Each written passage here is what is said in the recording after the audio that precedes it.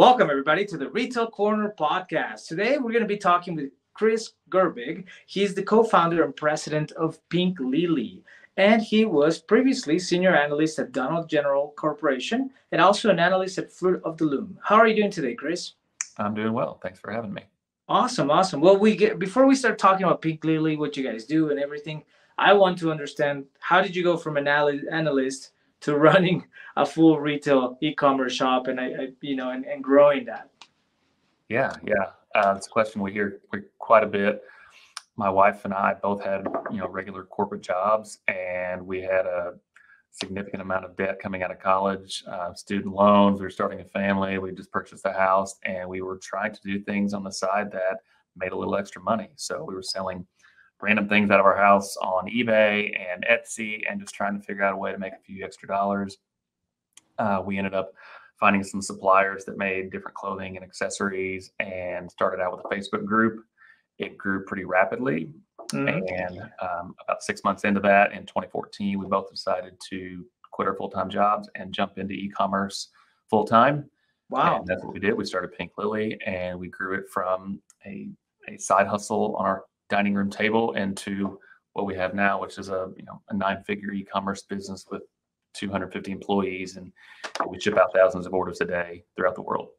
That sounds phenomenal. Congratulations to you and your wife. So let me ask you, because I think a lot of our listeners, they're entrepreneurs and work our job and then work 8 hours on your side hustle, right? Mm-hmm. But at some point you need to give 1,000% of your time to your side hustle if you want that to grow. And what was that differentiator or that decision maker for you guys? So I think the analyst in me, we would sit at our kitchen table every night and look at the day's sales volume, and we would compare it to our corporate jobs. So we did this probably on a daily basis for 3 months, and we'd sit down and say, okay, today we made $100 online. We can't quit our job today. And the next day, if we had a great sale or if it was a successful day, okay, today we made $500. If we can keep this up, we can quit our jobs. And we did that daily for months until we were consistently outpacing our corporate jobs with the revenue of the business. And I think Tori left in March of 2014. We had started the business January 1st of 2014. So my wife left 3 months later. I stuck around in my corporate job for another few months just to make sure. We were a little hesitant, had a lot of people that the consistency in the revenue stayed, no? Right. So come June, I think, of 2014, I decided to jump in head first as well. But we went and make sure that the revenue was consistent, and we actually were making a smart choice. Oh, that's a great suggestion, because I think a lot of people, a lot of times, they start seeing uptake in sales, right? And then they immediately start taking drastic decisions. And as you very well mentioned, it's all about consistency, right? Because if you don't have that consistent growth and it's just a spike, which happens to a lot of brand new businesses, right? Then you might not make the best decisions. Absolutely. And so How did you guys decide to, why call it Pink Lily? What was your target audience? How did you guys come to all of those decisions? And if you can tell me more about, Pink Lily, the story, how it grew into what it has become today. Yeah, in the beginning, honestly, we were just trying to find different suppliers online. What started all of it back in the day was we were going to storage unit auctions, and people would default on the storage units, and the owner would auction off the contents, and we would buy a building for $100 and just sell the random, contents of the storage building. And that was a little all over the place, and you couldn't really have consistent income that way. So we started looking at suppliers, like what could we sell online that was more consistent. We looked at dog supplies, we looked at men's clothing, we looked at women's clothing. And we found that the suppliers for women's clothing just seemed to be a little more readily available. It seemed like there was more of them available that we could find. So we started looking at some overseas websites that do drop shipping and manufacturing and production. And we honestly just said, hey, let's pick this. There wasn't a lot of serious thought behind it or any real reason. We just thought that this path might be more successful than the other different types of products we were looking at the time. Okay. And so, for example, once you decided, hey, this is the best providers, this is the best vendors, and it has the potential of the furthest growth, right? Mm-hmm. Then the next question I think comes, okay, you make your website, you put it up, get all your pictures, make it look wonderful. how do you get people to start noticing you, right? Because there's 1,000 competitors out there. I mean, that's really more millions competitors than 1,000, but you know what I mean? There's so many people out there. How do you get them to start noticing you? Well, that's the good thing. Back in 2014, there wasn't that many competitors in the women's clothing space. And there Mm-hmm. definitely wasn't a lot of competition who was using social media to market their business. Social media at that point, especially Facebook, was more of just a college campus type of social network for kids. There weren't a lot of businesses actually using social media to generate sales and drive traffic to the website. So we noticed this, we identified this kind of hole in the market. Hey, we can use our Facebook page to drive awareness and drive engagement and drive customers to the site. And we started doing that, and it was very successful very quickly. We would do a lot of contests like share this post for a chance to win a free dress, like, comment, share. Oh, And the the engagement was famous giveaways nowadays. Huh? the famous giveaways. We perfected the giveaways 10 years ago, and that was really a driving force behind the quick growth of the company. Was just this massive social media following very quickly. Within 18 months, we had over 1 million followers on Facebook, and Wow. the traffic to the site was just really strong because of that. And we were able to capitalize on that social media dominance that we had and build a brand from it.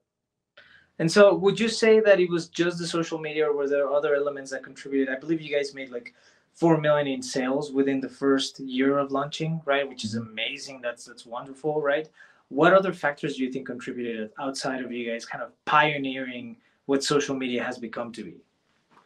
I think social media was definitely one major part.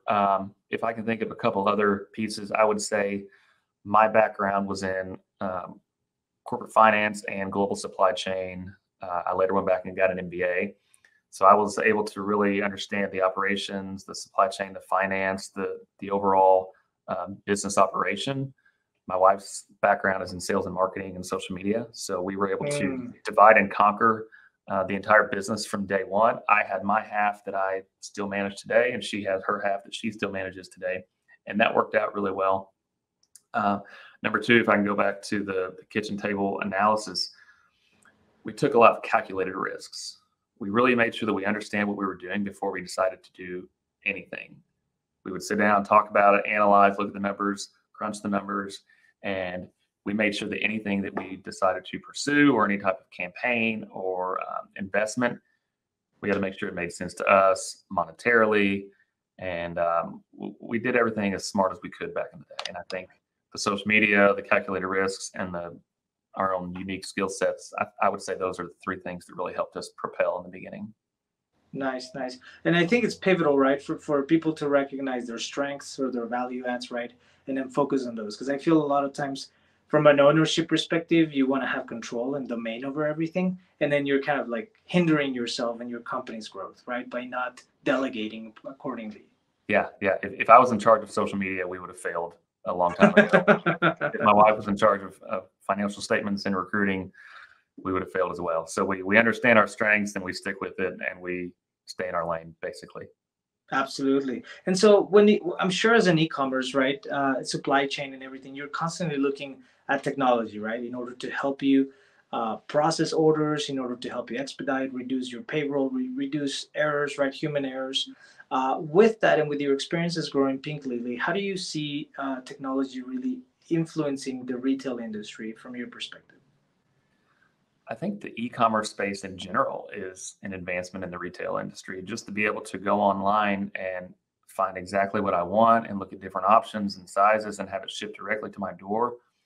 I mean, I know people talk about the different apps and softwares, but really the e-commerce space in a whole is a technological advancement, right? Mm-hmm, And mm-hmm. not just on the customer side, but on the business owner side, I have so much data available to me now from a business owner that 20 years ago people don't have. If I have a billboard on the highway, I don't know if any customers see that billboard. I don't know if any traffic that I'm getting in my shop or store Is is coming because from of that that. billboard. But as an e-commerce owner, I know how long they're on the site, what Google ad they clicked on, how long did they stay on the site, did they make a purchase, why not. So I think the data collection as an e-commerce business owner is one of the main technological advances. And I can capitalize on that and I can make marketing campaigns based on this. And I can say, this ad performed well. Let's add more budget. This ad didn't perform well. Let's cut that. So there's there's a lot of data-based decisions that we can make now in e-commerce that I don't think were available 20 years ago or even 10 years ago. Yeah, no, absolutely. And for a lot of our listeners, right, not everybody has a background in doing analysis, right? What would you recommend, right? Because there's so much data once you start your e-commerce site that you can take a look at, right? What would you recommend would be maybe like the three pillars that folks should really focus on as they're growing their business? Mm-hmm. One would be traffic. And I think based on a comment that you made earlier, there's thousands of competitors and millions of competitors. That's true now. And a lot of people want to be in the e-commerce space, but I think they overlook one main question. That's how am I going to get traffic to my site? If I'm selling a widget and there's 25 other stores that sell the same thing, what's going to make the customer visit your store as opposed to the other ones? And that's the main question that all business owners need to ask is how am I going to get the traffic in a world of e-commerce businesses? So I would say just traffic in general is probably the number one thing that I would look at. Number two is conversion, right? It doesn't matter if you get 1 million hits a day on your site if no one's buying anything. So you need to understand if they're making a purchase, are they not making a purchase? Why? What are they purchasing? And trying to just really understand that conversion rate and then improve on that. And then number three is this isn't really just unique to e-commerce, but all business owners, you need to understand your expenses, right? You need to understand where the money's going and are you making a profit? Are you not making a profit? Why not? So really understanding what you're spending on. Is this driving the business? Is this necessary? And really trying to be lean, especially in the beginning. Yeah, absolutely. You need to capitalize every dollar, right? And I think also like as you said, right, you have to be lean and you have to know where your money's going. Because a lot of times people say, "Oh, I made $1 million in sales." Well, that doesn't mean you made $1 million in revenue, right? You could be down $500,000 for all you know it, and people start spending and spending and spending, thinking there's all this budget to run business with, right? Yeah, and that's more common now, especially with the venture capital world and raising money. Oh, we raised $4 million, and we expect by 2036 we'll be profitable.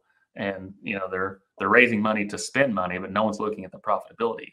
We didn't have that luxury to have any money raised. We were putting our own savings in, so we had to be profitable from day one because we had diapers to buy and a rent payment and things like that. So we didn't have a lot of disposable income that we could just throw into the wind to see what sticks. We had to focus on profitability first. Like that's the main thing. And I think the venture capital world that's not very common these days. Yeah, no, it's not. Do you think all these, fund me options that are out there in the market nowadays, do you think they're deviating or distracting entrepreneurs from really looking at their business and growing their business and then just maybe getting into this loop of, hey, let me just stay in this fund me process, right? Yeah. And then I can just buy a car and go buy this and go buy that. And your business becomes yourself and your business gets forgotten in the process. Yeah. People are starting a business, or they're focusing more on raising money than they are making money. And to me, that's just odd because I feel like the reason behind starting a business is to have some cash flow and profitability and net income at the end of the day. It doesn't hurt or it doesn't help me to raise money if I'm just going to blow it on something, Yeah, because eventually the raising is going to finish, right? But the growing and the income and the making the sales, that's continuous, right?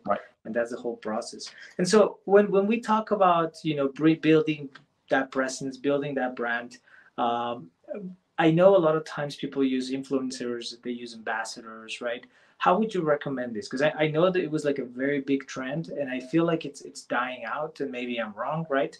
Correct me if I'm wrong. But I feel like maybe 5, 7, 10 years ago, it was like the thing, have your ambassadors, have influencers, give them discounts, all these things. And I feel like that we're deviating from that. Why do you think we're deviating from that? Is there no more value add in that, in those action items, or are there better things today? So for us, influencers has been a major part of our marketing budget for 5, 6 years now. And I've signed, hundreds of contracts. We paid out millions of dollars of influencer payouts. And you're exactly right. I don't know that I would say it's dying out, but I think the ROI is decreasing.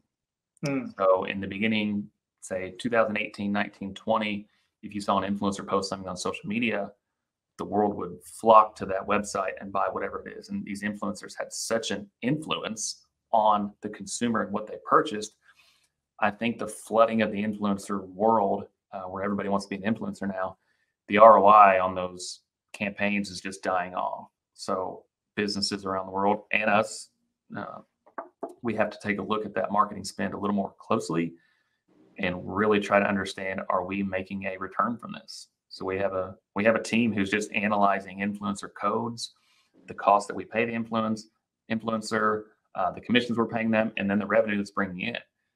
And if it doesn't make sense for us as a business financially, we can't we can't work with that influencer anymore, or we have to renegotiate the contract and the terms, because we can't just throw money in the world and Of without a course. return. So I think a lot of companies are just paying more close attention to the dollars that are being brought in.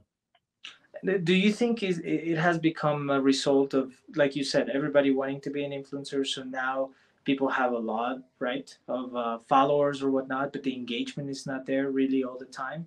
Or is it that people are now tired of following so many influencers that the impact that the ones that used to really have it organically and naturally, it's getting lost? I would say both. Okay. Both. The influencer world is so flooded now that each influencer doesn't have quite the reach that they used to. And we see it with the ones that we use here in our business as well. They're just not getting that. They're not reaching the audience that they did 2 to 3 years ago. And consumers aren't as easily influenced anymore. So say in COVID times when everybody had a little extra money in their pocket and they would see something advertised by an influencer, they would go buy it, right? That's the game. That's not happening as much. So you've got people that are a little more cost conscious these days and a flooded influencer market. It just doesn't have the same value that it did 3 years ago. Absolutely. And so looking ahead, right, obviously things are constantly changing, especially in the retail industry, right? What do you foresee that's going to come, for the consumer behavior, right? As you said, now we're changing. Maybe we're not following the influencers as much, or maybe we're not spending as much money, right? The home values are going up, inflation, et cetera, et cetera. So many factors that are coming into the consumer world. What do you foresee, right, in the next year or 2 years that is really going to become a trend? TikTok. I would say TikTok. If I could look at the last 10 years, I would identify three major marketing areas that really changed the e-commerce space. And those are three areas that we kind of had the front. We were first to market on. So one was social media and using it to generate sales for your business. Number two was paid ads, using Google ads, Facebook ads, Instagram ads. We were kind of first to the game on that. And then the influencer space, right? Mm-hmm. Now that the influencer space is either dying off or just not getting the return, what's that next marketing phenomenon that all businesses want to capitalize on? And I think it's TikTok, because it's such a tool for outreach, for brand awareness, and it's free. I mean, there's companies out there making millions of dollars in revenue on TikTok, and their marketing budget is zero, just because they have viral videos and they're putting out a lot of content and people like the content, and it's really good for the business. I don't think a lot of companies have capitalized on TikTok yet, and a lot really don't understand how to use it, but it's there and it's growing. So it'll be interesting to see how this plays out over the next 2 to 3 years. But I definitely think it's TikTok. And do you think companies need to take more of a personal approach to TikTok, like having, an actual human represent them, or should it be more like the typical company campaigns where the models, fashioning, and all that good stuff? That's a tough question, but I think it needs to be more natural, more authentic, and just more based on driving awareness and creating engagement and entertainment, really. A company that just shows, hey, these are our products for sale. This is $12.99. This is $13.99. And you put that on TikTok, that's not going to work. Yeah. But I don't think a lot of companies know that yet. They're still trying to advertise on TikTok the way they would advertise on a TV commercial or Google ads or ad, something like that. 5 years ago. There's got to be a little bit of a change in how you campaign on TikTok. Yeah, no, absolutely. I think you said it right on the money, right? It's all about entertainment. I think that's right. People want to scroll and see videos and get Exactly. entertained. What's going to keep me as a consumer from scrolling? So you've got to get my attention somehow. Absolutely. Well, let me ask you one last question, and I like to ask this of everybody. If you had one piece of advice for all the entrepreneurs out there that are listening to us today, what would be that one piece of advice that you think it's pivotal as they're either starting their business or they're trying to continue to grow their business? I think something that helped us a lot was don't listen to the naysayers. So when people go out and start a business or they want to do anything that differs from the society norm, you know, a lot of people are going to try and talk you out of it. A lot of people will tell you how it's a bad idea, it's not going to work, this and that. And they did the same for us. You know, we had good jobs with insurance and benefits and paid vacations and all that. And people said, oh my gosh, you're going to throw all that away to sell clothes on eBay? Yeah, we are. And it worked out for us. So I would say if you do have the passion to be an entrepreneur or build a business, and you really want to do it and you know that it's there for you, don't listen to anybody else. Just have that dedication and that persistence and do it. You can always go back to what you were doing in the past, you know, take it, take a stand and try it out and see what works, but don't listen to people who are going to try and tell you otherwise. Absolutely, absolutely. Yeah, I like it. I think I remember you remind me of this one sentence I once read. If you're gonna fail, you might as well fail at your own dream. Yeah. Rather than somebody else's dream, right? And like you said, the corporate America or a typical 9 to 5 job is always gonna be there, right? Yep. No matter what. Yeah. Absolutely. Well, thank you so much for your time, Chris. Thanks so much. We wish you all the success and the continuous growth of Pink Lily. And for everybody out there listening, we'll have Chris information here. If you guys have questions, suggestions, I'm sure Chris and his team will be more than happy to collaborate or engage with you guys in order to grow both businesses. Thanks so much for your time. We greatly appreciate it. Thanks. Appreciate it. Awesome. Thank you so much, guys, for tuning in to the Retail Corner podcast. And we'll see you guys on our next episode. If you would like to be featured on our podcast, please email us at podcast@retailcorner.live or visit our website, retailcorner.live. Looking forward to having you as our guest on our podcast, and thank you so much for listening.